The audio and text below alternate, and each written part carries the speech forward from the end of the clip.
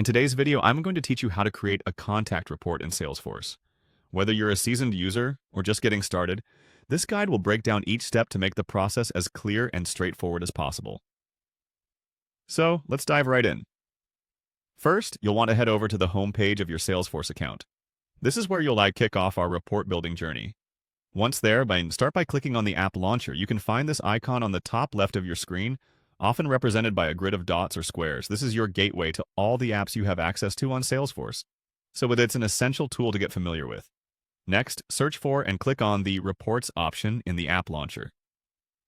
This will bring you to the Reports homepage where you can view and manage your existing reports.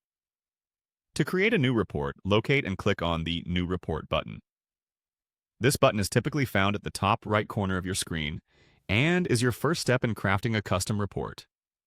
After clicking New Report, you'll be presented with a range of report types.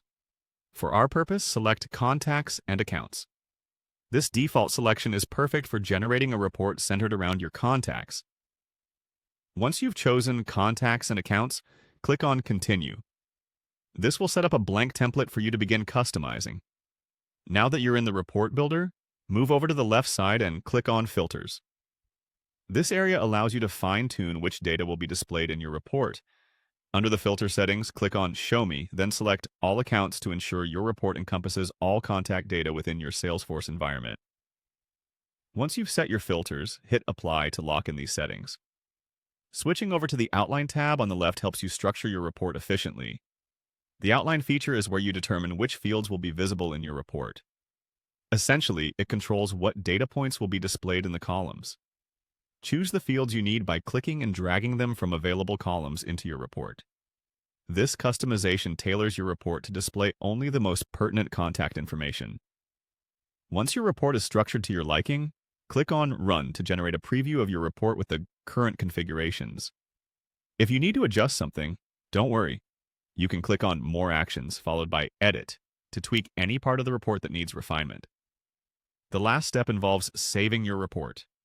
Click on Save, then give your report a distinct name for easy identification.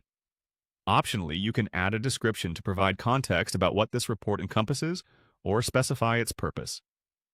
Finally, confirm by clicking Save again, and there you have it, a fully customized contact report ready to be used in Salesforce. I hope you found this walkthrough helpful. Creating detailed and customized reports can significantly benefit how you manage and view your data, making Salesforce a powerful tool for tracking your contacts. If you have any questions, feel free to drop them in the comments below. Until next time, happy Salesforce navigating.